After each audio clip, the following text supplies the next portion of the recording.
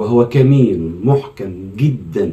فهذه الورقة بعينها تستخدم في الحرب على الإسلام، وخاصة أهل السنة والجماعة بطرق مختلفة ومجتمعة وعلى كل شكل ولون. فلو كنت أنت تنتمي قلبا وقالبا للإسلام معتزا بدينك، فاعلم أن كل العلم الحديث يرجع للعلماء العرب. اعلم أن كل العلم الحديث يرجع للعلماء العرب، وتتكرر الكلمة برنتها وزهوها في النفوس. ونحن في حالة هزيمة نفسية منشأها سيطرة الغرب على حياتنا وأفكارنا ومقدراتنا.